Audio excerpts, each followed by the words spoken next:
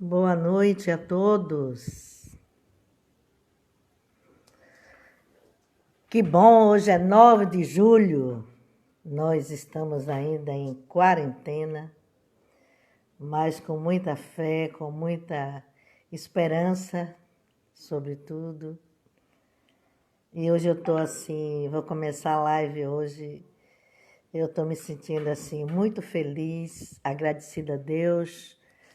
O irmão nosso que estava sofrendo muito no hospital, confrade nosso, o José Piedade, saiu do hospital e já está em casa. Eu estou muito feliz por isso. Foram muitas orações do grupo do Centro Fraterno e outros grupos irmanados. E Deus no comando, como sempre, que não nos desampara nunca. E o nosso irmão José Piedade já está em casa, graças a Deus. É uma felicidade muito grande para todos nós que oramos por ele, que sentimos sua falta. E hoje a nossa vibração vai ser em volta desses irmãos que estão realmente necessitados de uma palavra, de uma vibração de equilíbrio, de conforto, enfim. Nós vamos fazer uma vibração no final. Hoje é quinta-feira, dia da magnetização das águas. Bela acabou de entrar. Parabéns, Bela, é seu aniversário hoje.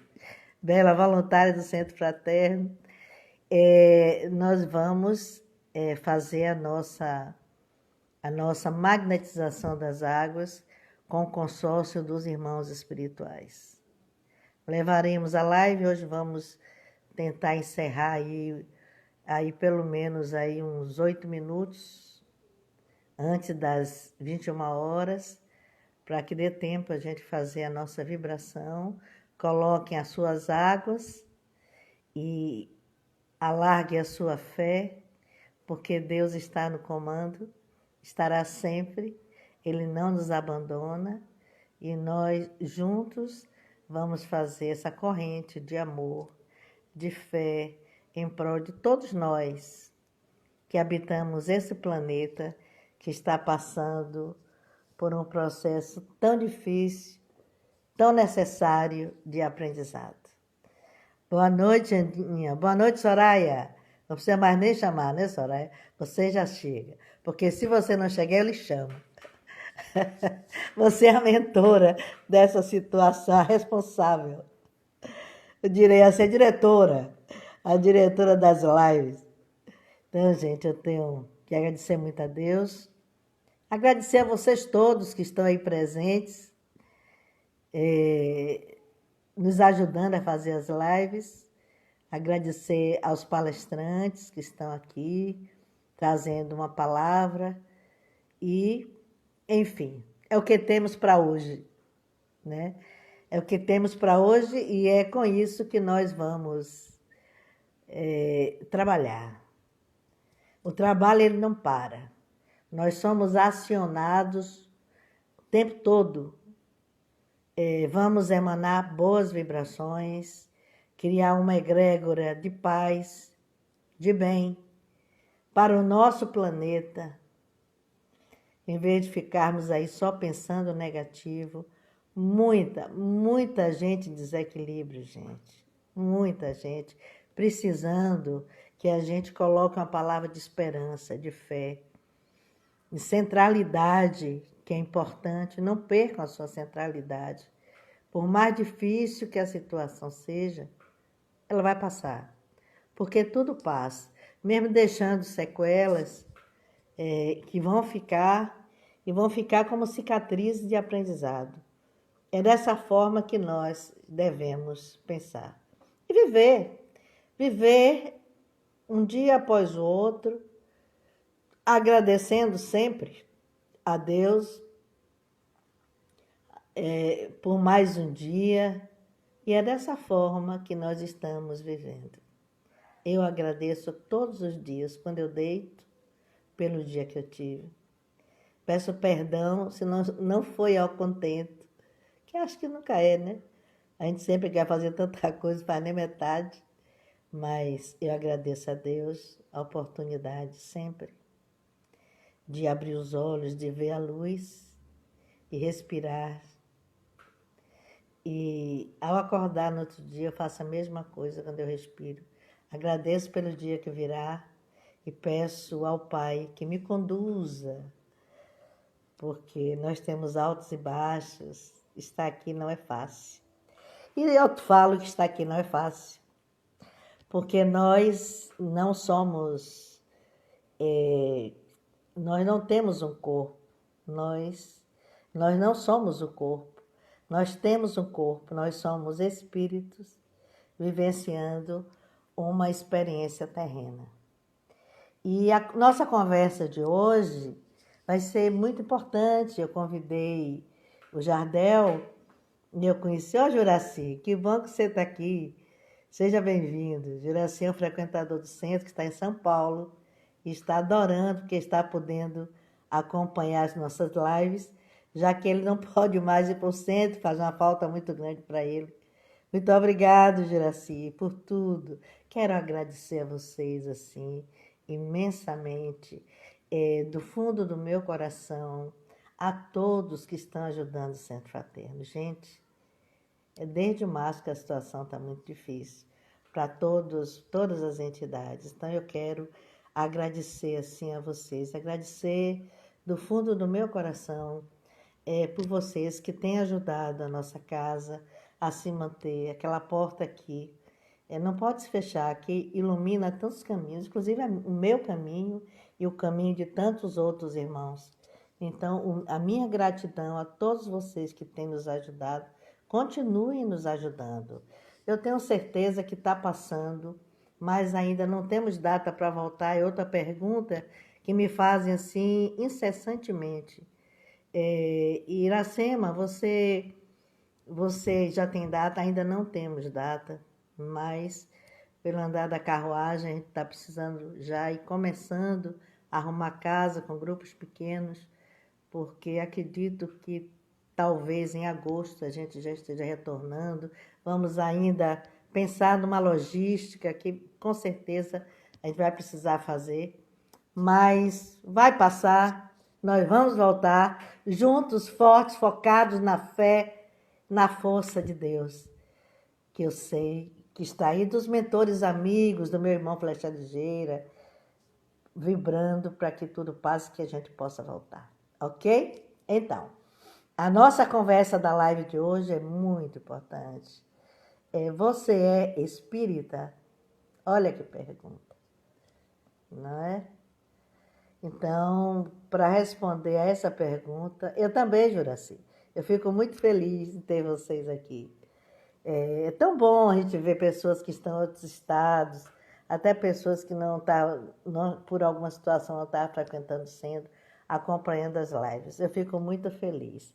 Então, eu vou chamar agora o nosso irmão Jardel, que está aqui nos aguardando. Deixa eu ver, cadê ele? Jardel aqui. Estou aqui aguardando ele chegar. Com certeza, todos juntos. Olá, boa noite. Que voz linda você tem, viu, irmão? Que potencial, que dom. Consegue me ouvir direitinho? Estou lhe ouvindo bem, graças a Deus. Estou te escutando bem. E hoje eu vou passar muito feliz em te ver aqui, para a gente conversar. E você me disse que já frequentou o Centro Fraterno, e eu fiquei me lembrando de Jardel. Também já tem tanto tempo, né, Jardel? Pois é, mais de 10 anos isso. Ai, vocês falam o que centro... não, que é quase na outra vida. O centro mudou tanto, Jardel. Mas nós estamos aqui juntos. Você vê que o tempo, ele não influencia muitas coisas, não, como a gente continua sintonizados. Então, passar a palavra para você, porque o tempo urge, e a pergunta é: você é espírita? Olha que pergunta maravilhosa. É com você agora. Obrigado, Iracema. Obrigado, equipe que me recebe nessa noite. Agradeço muito o convite. como Iracema falou, eu frequentei o Centro Espírita como espectador e agora volto como palestrante. Naquela época eu já dava palestra, só que eu sempre escolhi um lugar para poder refletir, descansar um pouco a cabeça e ouvir os nossos irmãos, né, em palestra, para conseguir mais informações, olhar sobre diferentes pontos de vista. E eu frequentava sempre aos sábados, depois do trabalho, íamos eu e minha esposa. Ficamos muito felizes, né, pelo convite, justamente porque rememoramos aqueles idos lá de 2007, 2008. O centro só funcionava ali primeiro andar, né? Isso. E era maravilhoso, né, o trabalho. E assim, um trabalho quando é bom, ele não só permanece como ele cresce. E é bom que tenha crescido, né? 18 Bem, anos já, né? eu não sei se você se lembra as circunstâncias em que a gente escolheu esse tema, né? Porque eu passei uma lista de temas para você escolher, mas me deu um estalo, né? Vamos falar sobre se as pessoas são espíritas, porque nós começamos a nos conhecer falando um pouco desse assunto. Não sei se você se lembra, você me mandou um áudio falando, se apresentando assim, com muito cuidado, dizendo que era uma estudante, uma trabalhadora. Eu me lembro bem que você falou, mas você não falou que prontamente era espírita. E eu achei isso curioso, né? Que a gente, às vezes, ou esconde essa identidade, ou, às vezes, simplesmente esquece dela, né? Porque é tão natural, faz parte naturalmente do nosso cotidiano, né? Aí resolvemos, porque quando eu sugeri, você gostou, eu também, e aí resolvemos juntos trazer para essa live algumas reflexões sobre ser verdadeiramente um espírita. Na tentativa, talvez, de responder essa pergunta, você é espírita, eu sou espírita, alinharmos nosso discurso sobre o que é ser verdadeiramente um espírita e à luz da codificação de Kardec, né? Então, enquanto eu preparava a minha fala, eu refleti um pouco sobre a minha caminhada dentro da doutrina espírita até aqui. Percebi que muitas foram as oportunidades de trabalho que me apareceram. Muitos dizem que as pessoas se tornam espírita ou pelo amor ou pela dor. E eu costumava dizer isso até pouco tempo, né? Que me aproximei da doutrina espírita pelo amor. Mas hoje percebo que não tive muita escolha, não. Meus pais eram de religiões diferentes. Meu pai é espírita, minha mãe católica. Então eu cresci dentro das duas religiões. Fui me inteirando dos estudos evangélicos, católicos, ao mesmo tempo que me inteirava dos princípios doutrinários de Kardec. Aí estudando, entendendo e aprendendo, percebi que estava mais propenso aos princípios doutrinários de Kardec, né? Então decidi abraçar a doutrina espírita como religião. O conhecimento que adquiri estudando outras religiões naquela época, além do catolicismo, só fez fortalecer meu interesse pela doutrina. Eu poderia até elencar algumas diferenças entre o espiritismo e as outras religiões, mas para evitar não fugir muito do tema, eu vou optar apenas por uma grande diferença. Religião, ciência e filosofia em um único contexto. E eu achei isso maravilhoso. Porque os alicerces, né, que definem o espiritismo é a principal diferença entre o espiritismo e as outras religiões. Enquanto a maioria está focada na religiosidade, uma outra parte, mais ou menos menor, tem como foco algum aspecto filosófico, ou metafísico, ou místico, mas apenas uma minoria religiosa tem como base a ciência, colocando a experimentação como principal ponto de vista do estudo.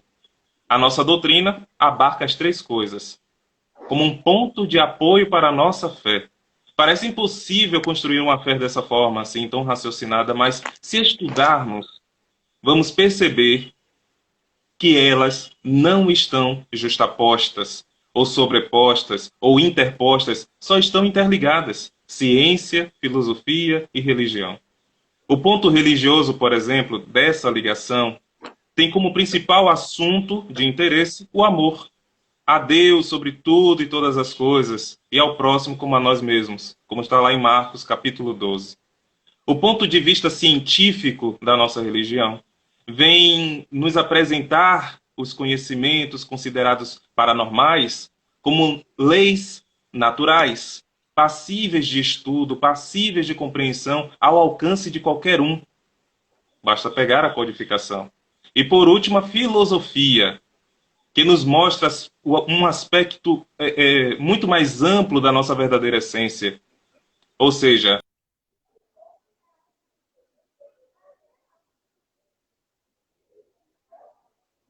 Congelou, daqui a pouco descongela. São coisas da internet. Eu já estou acostumado. Daqui a pouquinho o nosso irmão Jardel volta. É isso. E ele está discorrendo de uma maneira o que é espiritismo. Caiu, congelou, eu já estou assim acostumada com essas coisas. Então, vou já chamar novamente o Jardel, deixa ele ver aí. Gente, quem é que está aí? Tá falhando. Tá falhando o quê? Meu áudio, gente? É meu áudio que está falhando? Meu filho Júnior, boa noite. Deixa eu ver se o Jardel já voltou, acho que ainda não. Deixa eu ver aqui se ele já voltou.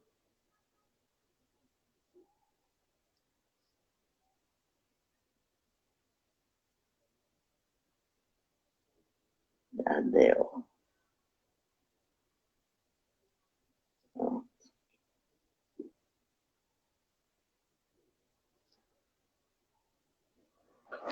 Adiciona ele aí.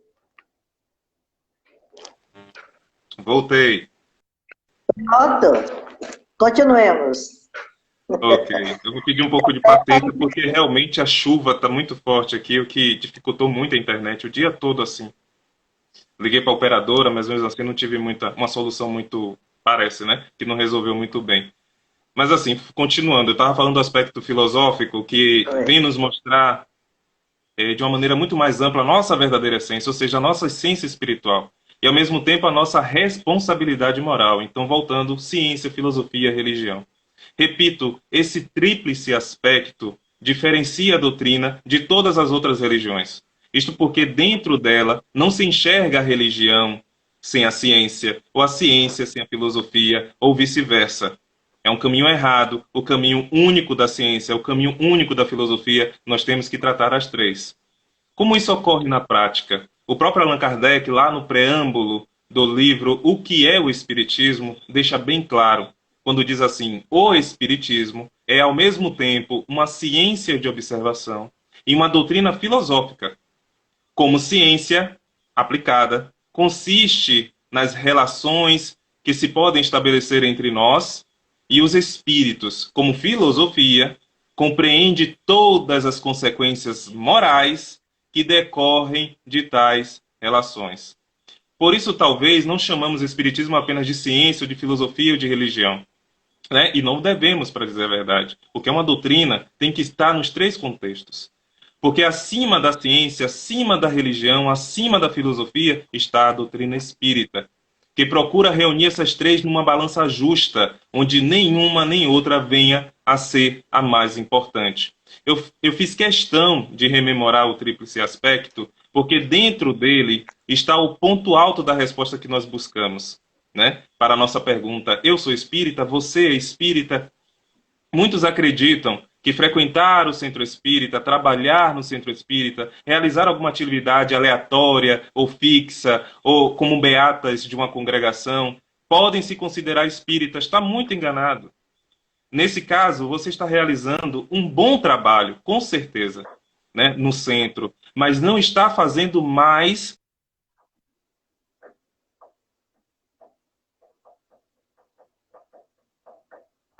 Perfeito. Tomara que não caia. Isso. Não vai cair, não. Vá, continue. Vamos aqui, tá lembrando. Ok, eu estou falando que essa religiosidade rasa não prova que é espírita, né? Porque só porque eu me sinto bem, ou me sinto ótimo, eu esqueço os meus problemas, eu esqueço de mim mesmo, me dedico de corpo e alma à minha religião, mas na ausência dessa bengala, eu fico perdido. Então isso só faz de você um religioso espírita, né? Agora, se você curte os fenômenos, se você se prende aos estudos das leis naturais ou do mundo espiritual, se você é do tipo que não consegue dizer nada sem citar André Luiz, Emmanuel, as histórias todas, se prende com facilidade a datas, fatos históricos e curiosidades da doutrina espírita, gosta de assistir muitas palestras e ler muitos romances, ouvir muito, falar pouco, você é um cientista.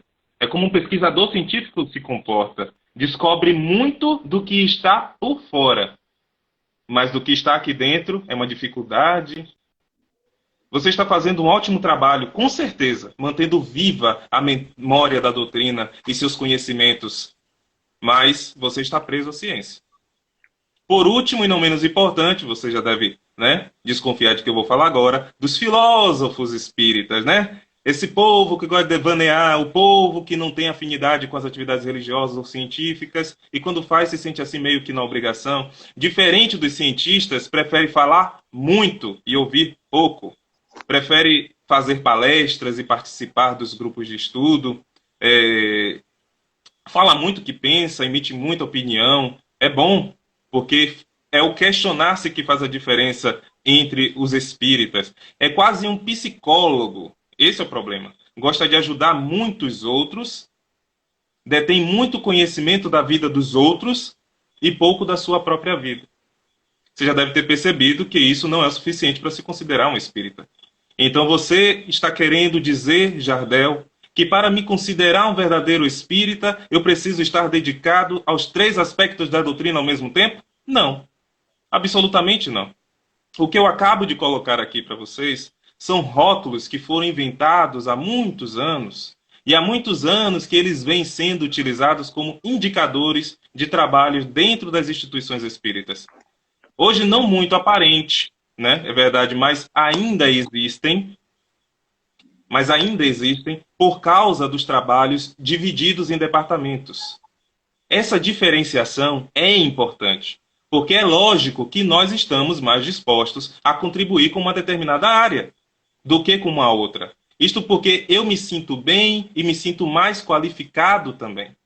Essa diferença é que nos fortalece, aliás. Aí é que está a beleza do trabalho realizado em equipe, seja dentro de uma instituição religiosa ou fora dela. Então a nossa individualidade torna impossível que nos dediquemos às 3 áreas ao mesmo tempo. Esqueça isso. É necessário foco para irmos nos construindo, um passo de cada vez. Hoje nessa área, amanhã em outra. Dedicação total às 3 áreas ao mesmo tempo não vai garantir bons resultados, nem para o trabalho, nem para você, como espírito em evolução. Então, se você está perseguindo essas cenouras, achando que esse é o caminho certo, você não entendeu a doutrina espírita ainda. Estes rótulos são só um exemplo do que alguns espíritas acreditam ser o caminho certo para o seu engajamento na doutrina espírita. Seja por meio de rótulos, seja por meio de cursos, seja por meio de terapias, certificados, magnetizações, por comportamentos sociais adaptados, por vigília, por meio de aprovação de terceiros, por meio de gurus, ou ainda pior, por meio de fórmulas. Eu acho essa a pior de todas. 5 passos para a felicidade, 12 meses para ser feliz, 10 formas de evitar isso, 5 meios de qualquer coisa, como ter isso, como ser aquilo. Uma espécie de autoajuda adaptada para as religiões. Mas nada mais são do que a tentativa de materialização da espiritualidade. É buscar no mundo material meios ou fórmulas de se espiritualizar. Só que Cristo já avisou: o que é nascido da carne é da carne. O que é nascido do Espírito é do Espírito. João, capítulo 3. É necessário discernir. Eu não vejo problema em buscar outras fontes. Até porque, para saber o que eu quero, eu preciso conhecer e muito bem o que eu não quero. É necessário estudar. Para tomar minhas próprias decisões, eu preciso saber discernir. Para separar o joio do trigo, eu preciso estudar, saber o que é joio e saber o que é trigo. Parábola do joio e do trigo, Mateus capítulo 13. E só vou desenvolver esse saber quando eu procuro conhecer. estudando por conta própria. Eu evito cair nas armadilhas das ideias alheias, das opiniões alheias, totalmente ignorante. Evito os falsos cristos e os falsos profetas. Eu evito até ser um falso Cristo e um falso profeta. E é recusando esse ócio não criativo que eu pego o Evangelho, os livros da codificação e estudo. Não leio simplesmente, tenho que estudar. Não no sentido de devorar textos e mais textos, mas de se apropriar do conteúdo, absorver a essência, aquela que tem ou terá alguma utilidade na minha vida. Se você pega uma questão de O Livro dos Espíritos e logo em seguida lê a resposta, você não foi acrescentado em nada.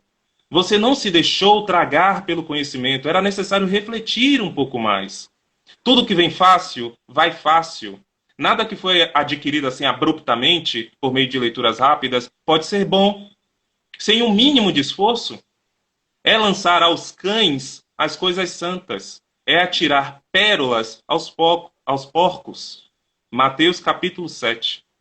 Eu me lembro até de Divaldo Franco, tem uma cena no filme dele, onde um espírito mentor se comunica no final de uma reunião mediúnica lá, por psicofonia, e orienta Divaldo a começar a estudar o Livro dos Espíritos. Ele ganha um na mesma hora. Alguém presenteia ele, ele fica feliz, começa a folhear lá o livro na mesma hora, isso enquanto o espírito está lá falando, viu? Você tem que estudar várias vezes. Mesmo depois de ler várias vezes, você ainda terá muito que aprender. Enquanto o espírito vai falando da necessidade de esforço, da necessidade de disciplina e estudo, Divaldo Franco pergunta: o que é prolegômenos?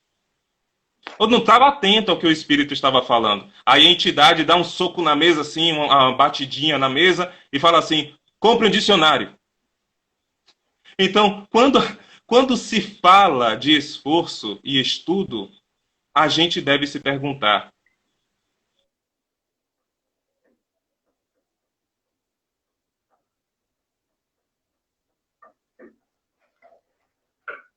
Gente, que maravilha, viu? Essa está sendo essa nossa live. Principalmente aquelas pessoas que realmente querem ser espíritas, né? O que se dizem espíritas, aquilo que está. Outra coisa importante que ele falou aí: não vá pela cabeça de ninguém, estude, tenha as suas próprias ideias, faça as suas próprias reflexões. Deixa eu ver aqui esse jardim, ele já tinha me avisado que a internet dele não estava boa, mas deixa eu ver se eu consigo ele aqui de novo.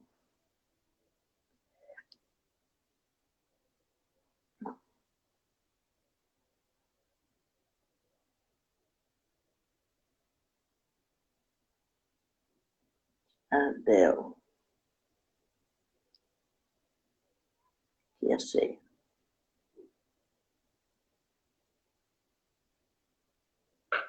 Pronto, chamei.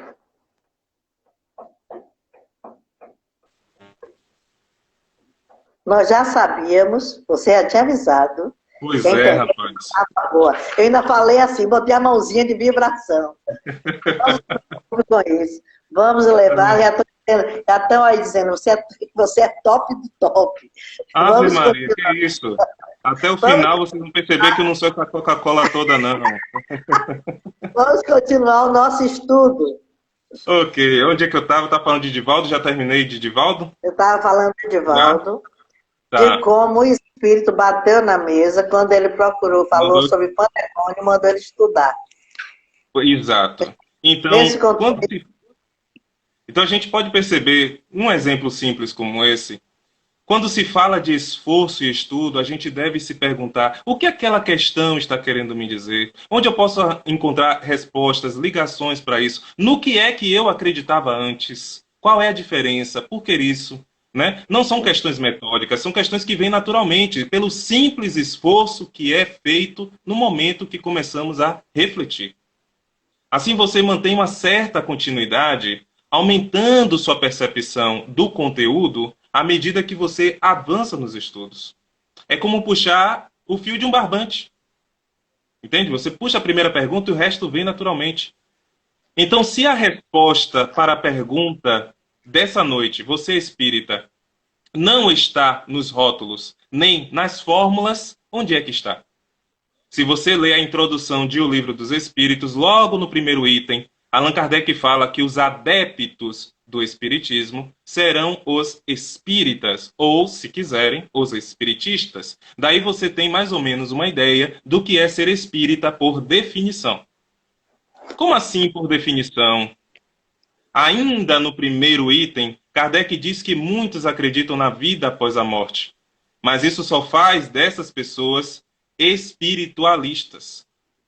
Porque elas acreditam que alguma coisa sobrevive à morte, mas o espírita não. Ele acredita que ele próprio, sua personalidade, sua individualidade, sobrevive à morte e ainda mais é capaz de voltar a viver no corpo em um novo corpo. Isso é ser espírita por definição. Muito natural, hoje em dia, acreditar em alguns princípios de diferentes religiões. Né? Eu pego um pouco do católico, acredito num pouco do espírita, da universal, da batista, seja lá o que for. Inconscientemente, vou pegando ali um tiquinho de outro e vou customizando a minha fé. Fazendo a minha fé. Isso não faz de você um adepto daquela religião, porque você não é fiel a todos os princípios, né? Isso não quer dizer que seja certo ou que seja errado. Não é isso que eu estou querendo dizer. Cada um com suas questões, cada qual no seu cada qual. Eu só estou contextualizando. Outro dia, conversando com uma colega de trabalho, ela em algum momento perguntou qual era a minha religião. Aí eu respondi, eu sou espírita. Ela me respondeu, nossa, você acredita em reencarnação? Engraçado como as pessoas reagem, né, quando descobrem que a gente é espírita. Nossa, você não lê a Bíblia? Nossa, você não acredita em Jesus? Nossa, você não acredita em Deus? Criam vários rótulos em cima da gente. Já basta os rótulos que o povo bota na gente. E a gente ainda fica inventando rótulos. Mas eu falei, sim, sou espírita. Para mim, isso é óbvio. É um dos princípios básicos da doutrina espírita. Acredito em reencarnação da mesma forma que você acredita na infalibilidade da igreja. Que a igreja é infalível. Aí ela me olhou estranho assim e falou, eu não acredito nisso, não. Aí eu falei, não acredita na comunhão dos santos? Não. Nem na condenação pelo uso de camisinha? Não. Eu fiquei me perguntando que raio de católico é essa criatura. Aí ela me deu uma resposta filosófica. Sou católica, mas não acredito em tudo que me dizem, não. E ainda me disse mais, disse que acreditava em reencarnação. Enfim, acredito que você tenha entendido, tenha ficado clara essa diferença entre ser adepto e ser um simpatizante. Eu sou espírita por definição. Isso eu tenho certeza, porque eu sou adepto dos princípios basilares da doutrina espírita. Assim como seria católico se fosse adepto dos princípios dogmáticos da Santa Igreja. Se você quiser ser ou saber se é um adepto da doutrina espírita também, basta conhecer e aceitar esses princípios básicos, que são apenas 5. Você acredita em Deus? É a primeira coisa. Você acredita que é a causa primeira de tudo e de todas as coisas, sem ele nada feito? É o primeiro princípio. O segundo princípio, desencarnação. Você acredita que vai viver depois da morte? Reencarnação. Você acredita que pode voltar a viver num novo corpo? Mediunidade. Você acredita na possibilidade de se comunicar com espíritos desencarnados? E o quinto é mundos habitados. Você acredita que podemos habitar outras esferas? Na pluralidade dos mundos habitados, você acredita nisso? Se você crê nesses princípios como reais ou verdadeiros, você é um espírita por definição. Mas uma coisa é ser espírita na teoria, por definição. Eu acreditar é uma coisa, outra coisa é ser espírita na prática. Na prática, você não vai encontrar essa resposta direta lá no resumo da doutrina espírita, que é o Livro dos Espíritos. Mas você vai encontrar no desdobramento da terceira parte, que é o Evangelho segundo o Espiritismo. Olha o que Kardec escreveu lá. Reconhece-se o verdadeiro espírita pela sua transformação moral e pelos esforços que emprega para domar as suas más inclinações. Está lá no capítulo 17, item 4, o Evangelho segundo o Espiritismo. Então você para refletir um pouco. Kardec está querendo dizer... O que Kardec está querendo dizer com isso? Um exercício de reflexão é você tentar dizer para si mesmo: eu sou um verdadeiro espírita porque eu estou me transformando moralmente e estou domando as minhas más inclinações. É isso mesmo? Transformação moral e domínio das más inclinações? Aí você percebe que o buraco é mais embaixo. Principalmente se você não sabe o que é transformação moral. A moda agora é fazer live e palestra falando de transformação moral, transição planetária, mas é muita gente que não estuda filosofando a respeito do assunto. Se você acha que transformação moral acontece quando você está ajudando as pessoas no centro que você frequenta, que está entrando na periferia para entregar a cesta básica, está dando palestras, fazendo lives para partilhar conhecimento, está se policiando para dizer, por favor, com licença, obrigado, está se segurando para não dar na cara de quem você detesta, para não mandar alguém catar coquinho ou para fazer coisa pior, está comprando menos, acreditando que está evitando a vaidade e a ostentação. Está procurando se esconder, dizendo que isso faz de você uma pessoa mais humilde. Entrou no centro, agora fala mais baixinho, manso, sempre sorrindo, abraçando. Sinto muito. Eu sinto muito. Isso não é transformação moral. Isso é, no mínimo, domínio das más inclinações. Lembra que ele falou duas coisas: transformação moral e domínio das más inclinações. Não é uma coisa ou outra, não. É uma coisa e outra coisa. São duas coisas diferentes. Transformação moral e domínio das más inclinações. O domínio das más inclinações geralmente acontece quando há mudanças comportamentais. E as mudanças comportamentais são úteis, mas não geram transformação moral. As mudanças comportamentais são ações que você realiza de fora para dentro, com o intuito de manter o mínimo de civilidade, ou para garantir o máximo de aceitação do outro ou da sociedade.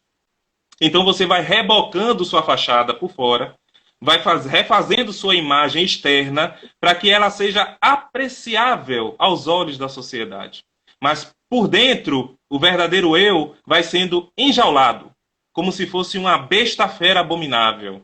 Né? O meu lado podre fica escondido, na medida em que eu vou utilizando máscaras. Isso lembra o quê? Sepulcros caiados.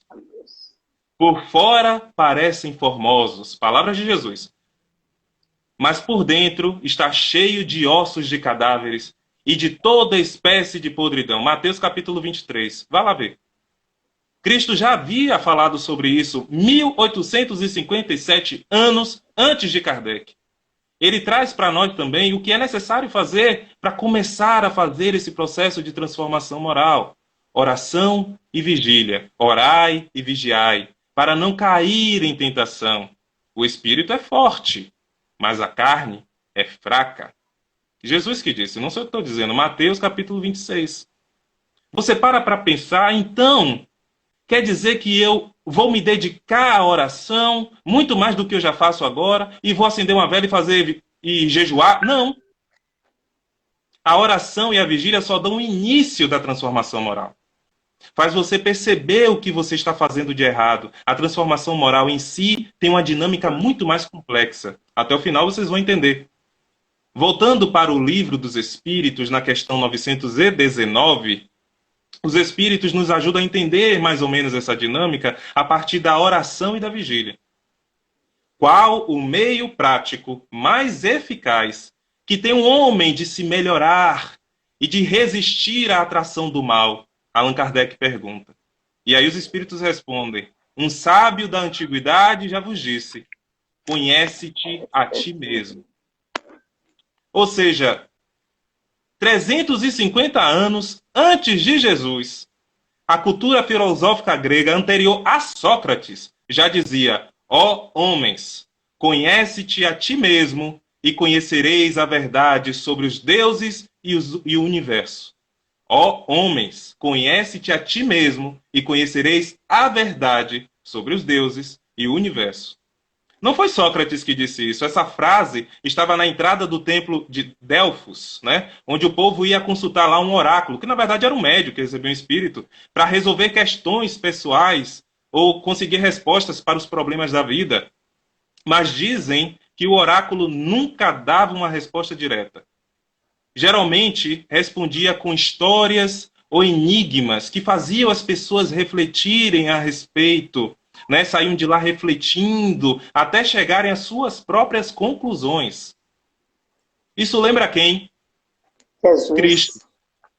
Jesus Parábola. nunca dava respostas diretamente, era sempre uma outra pergunta ou parábolas, né? Segundo ele, o povo não podia, naquela época, entender ainda essas coisas. Nicodemos é aquele que representa o que mais tem sede de saber, e ele acalma Nicodemos e diz assim: olha, eu vou rogar ao Pai que te envie, que nos envie, no caso, né, um consolador, aquele que vai esclarecer todas as coisas e que vai lembrar-vos de tudo o que eu vos disse.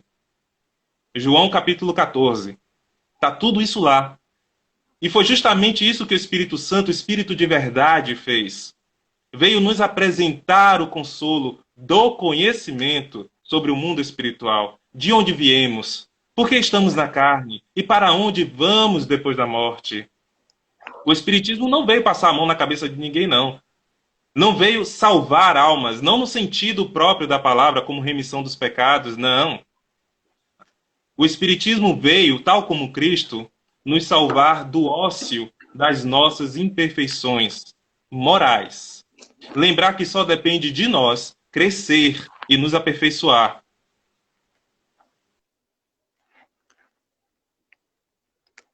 Vão refletindo aí, viu? Nessas caídas aí, ele volta já, mas vamos ter tempo de refletir as palavras do nosso irmão Jardel.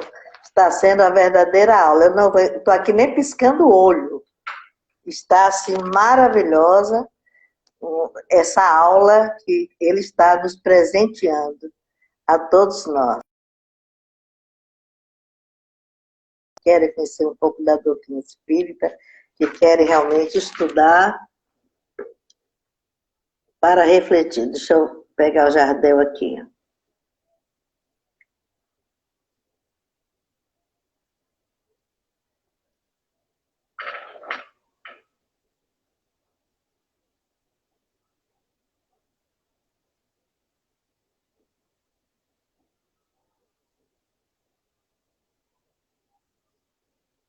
Deixa eu não estou vendo Jardel.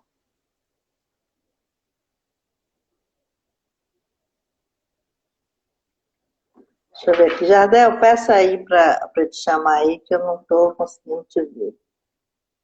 Deixa eu ver se eu vejo ele agora. Achei. Continuemos, que está bom demais da conta. Menina, Eu não estou foi nos olhos. até bom, viu? Porque eu já estava aqui suando. Eu começo a me empolgar e aí... Eu parei aonde? Está todo mundo empolgado com você. Ah, Você estava vai ser todo falando mundo doido aqui no final dessa live. Toda hora cai. Na hora boa cai. Você estava falando de Jesus, né? Das palavras de Jesus, que ele falava em parábolas, que ele nunca falava diretamente, que ele falava em parábolas para que as pessoas fossem refletir. Olha, o Lázaro está dizendo aqui, Iracema combinou com ele. O que é que eu combinei, gente? Viu? Então, eu combinei a doutrina espírita. O menino está dando aula aí, Jardel. Jardel, você sabe que você não vai escapar de fazer uma palestra lá no centro. Quando a gente voltar. A galera está aí. E isso é uma das forças que nós temos no Centro Fraterno. Essa conexão. Está todo mundo aí. Nós temos 5 grupos de estudo lá no centro. Sim. E voluntários lá precisam estudar. Mas vamos continuar. Não vou falar. Certo, ok. Certo. Então, o que eu estava dizendo, 350 anos antes de Cristo, Sócrates deu o pontapé lá inicial na necessidade de olharmos para dentro, né? Sócrates disse que ele, quando ia entrar no templo de Delfos, ele olhou pela última vez aquela frase e aí se perguntou: o que quer dizer conhece-te a ti mesmo? A pergunta está aqui dentro. E aí pronto, ele descobriu a maiêutica, né? Que é a possibilidade de você descobrir o que precisa ser apresentado ao mundo, mas que está aí dentro de você, as respostas que você precisa para crescer. Então temos Sócrates, Jesus e Kardec. Filosofia, religião e ciência. Os três nos apresentaram o autodescobrimento como meio mais eficaz que o homem tem de se melhorar e de resistir à atração do mal. Conhece-te a ti mesmo. O autoconhecimento é a proposta do autodescobrimento. Descobrir o que está escondido, o que está aí por trás. Gente, isso é antes da psicologia, isso é antes da análise, da transpessoalidade, isso é antes de Freud. A ciência veio confirmar a existência do ego, mas isso só veio fazer depois que Kardec, Jesus e Sócrates já tinham falado sobre isso. Então quem precisa ser vigiado? O ego. Ele que, quando está desenfreado, desemboca lá no egoísmo. E o egoísmo é a base de todos os males. Questão 913. Porque se existe algo em nós que precisa ser verdadeiramente combatido, é o egoísmo, o ego adoecido. Ele é a fonte de todos os males, a base de todos os nossos males. Ah, então, se a resposta é o autodescobrimento, basta descobrir o mal e corrigi-lo? Não, não é por aí. Não basta, por exemplo, o altruísmo. Seu ego pode estar tanto em um quanto em outro. Não é tão simples quanto parece. Lembra que eu falei que a dinâmica é mais complexa? Além do mais, Allan Kardec parte do princípio que o espírita já reconhece suas falhas.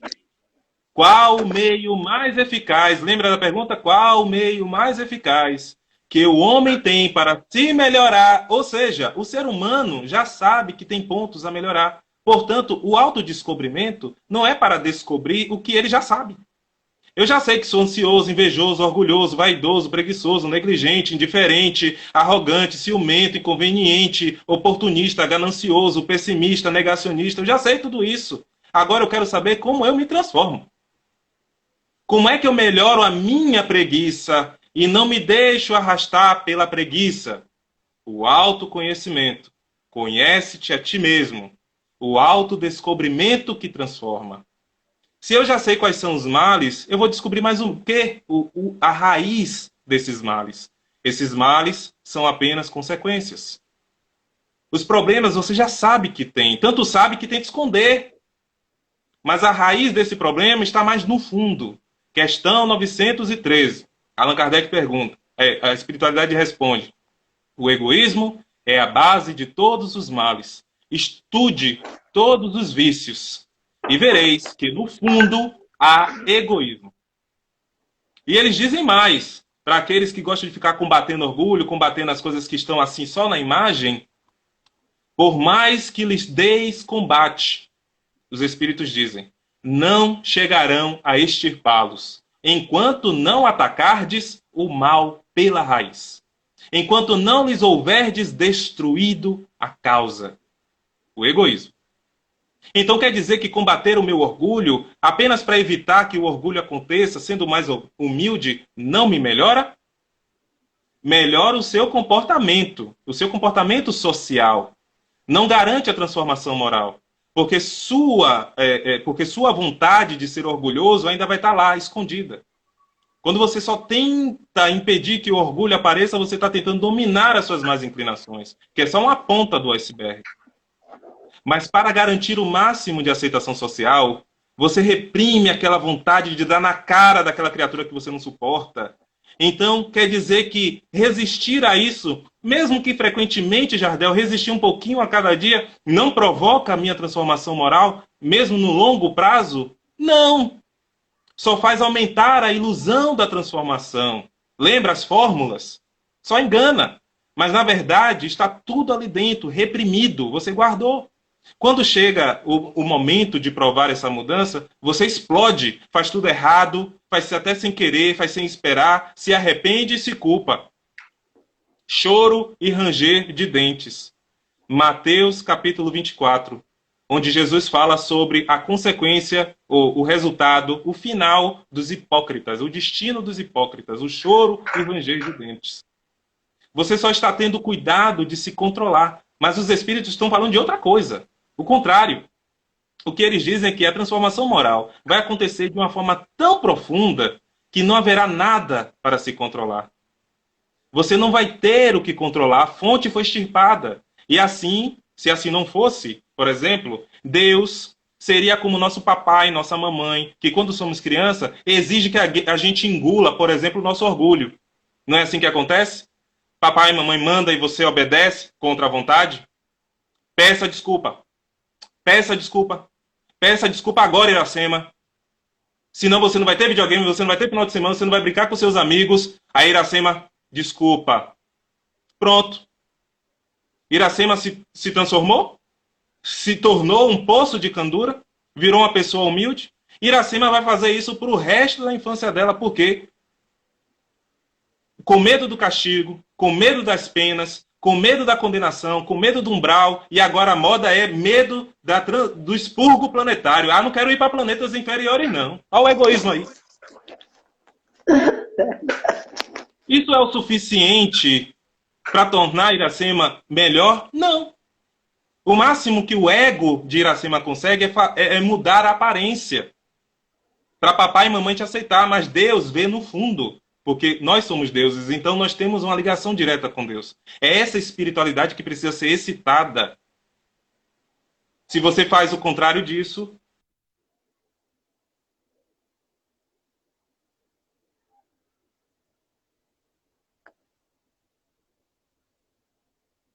Eu estou aqui, pare não, internet. Estou aqui vibrando para a internet, mas ele me avisou que a internet dele hoje não estava bem. Mas, gente, está sendo maravilhoso. Nós ainda temos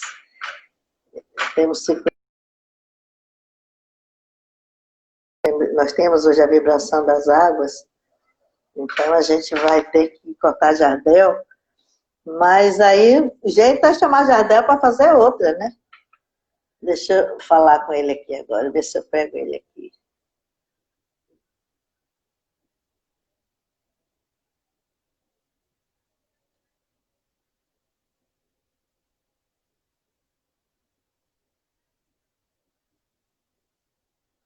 De Jardel.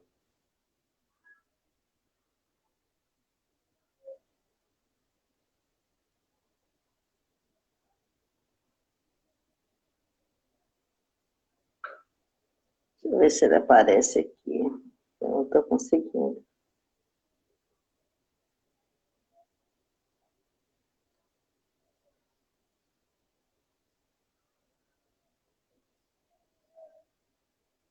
Deixa eu ver se ele consegue voltar. Então, eu acho que se ele não conseguir, nós vamos ter que convidar o nosso Jardel para fazer outra live. Eu acho que eu não tenho como... Soraya já me falou aqui que só tem 7 minutos. Então, Soraya, se ele chegar aí, vou pedir para ele se despedir e a gente vai fazer uma nova live. De onde paramos. Concordam? Me dê aqui um... Queremos um novo... Isso. Então, falarei com o Jardel. Eu acho que ele nem conseguiu voltar mais. Eu estou tentando aqui, não estou conseguindo.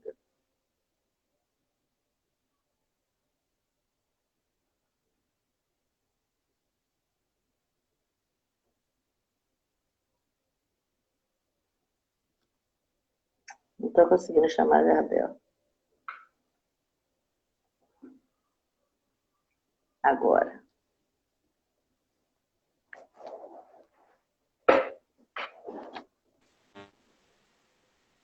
Jardel, deixa eu te falar. Vamos encerrar. Olha, nós vamos encerrar. Você vai fazer as últimas suas. Você tem, Sim. sabe quantos minutos? Você tem 3 minutos? Você tem 2 minutos. Porque certo. eu preciso então, fazer... Faça as suas considerações. Agora, veja bem. Você, está todo mundo aqui me pedindo para você fazer a segunda. Então, vou ver com você depois uma data que você tem disponibilidade. Sim. Vou fechar com você para a gente fechar. Eu acho que ainda em julho, eu ainda tenho uma data aí. E a gente vai. Então, se despeça. E veja bem aonde você parou, que eu estou ligada. Eu tô ligada onde você parou. É 68 anos com o tic-tac batendo certinho para a gente continuar essa live. Vamos Ok, ser Você é Espírita, parte 2. Tá tá certo? bom. Tudo bem, vamos Então, continuar daqui. vamos continuar. Aqui, eu estou aqui batendo palma e os meus agradecimentos a você pela aula, Jabel. Muito Obrigado, obrigada. gente. Eu, com Obrigado. certeza, eu fui iluminada pelos irmãos espirituais para te chamar. Você, adorei as suas colocações. Que Jesus te abençoe. E agora nós vamos fazer a nossa purificação das águas. E se você Ok. quiser, nós fazemos a magnetização com os irmãos Uhum, espirituais que já estão aqui, perto de nós. uhum. Viu? Sempre coloco uma musiquinha para a gente ir entrando no clima e agradecendo a Deus, né? Agradecendo a Deus, aos mentores amigos, por terem incentivado a chegar até você, né? Que isso foi muito importante para o dia de hoje. Você nos ajudou muito, a todos que estão conectados e os que estarão ainda, porque as lives elas ficam gravadas, tanto Uhum, no Instagram como no YouTube. uhum. Então, no YouTube, nosso canal. Então, quantas pessoas ainda irão acessar? Acessar e entender o que é ser espírito. Os meus Verdade. sinceros agradecimentos a você. E agora nós Obrigado. vamos Eu que agradeço. vibrar. Pode ficar aí, vamos fazer a nossa vibração. A Tá minha bom. água já está aqui, quem quiser colocar um copo de água, Ixi, não, nem peguei água para mim. Você pega um, que a tá gente bem? sempre faz com a garrafa de água, vamos fazer a nossa vibração com os nossos irmãos espirituais.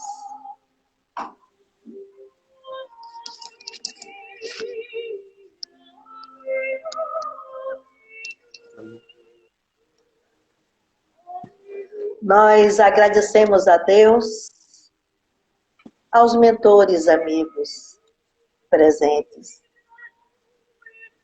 ao nosso irmão Fernando Randolph, que está coordenando a magnetização das águas em todas as quintas-feiras, ao nosso irmão Flecha Ligeira, aos pretos velhos, caboclos, enfim, aos nossos irmãos das estrelas, às mentes pensantes no bem, pensantes nesta conexão. Faremos, pois, uma vibração de cura, de equilíbrio, de centralidade, para o momento em que precisamos olhar para dentro de nós e buscar este equilíbrio, entender que não estamos sós, que jamais estaremos, que o Pai não abandona a nenhum dos seus filhos. Possamos agora, com esses irmãos, além paredes, além distâncias, fazer uma conexão de mentes, vibrando no bem, na cura, no equilíbrio, em uma frequência de luz que transforme as moléculas de água naquilo que necessita, pois, todos vós. Jesus, o Mestre dos Mestres, esteja presente em cada lar,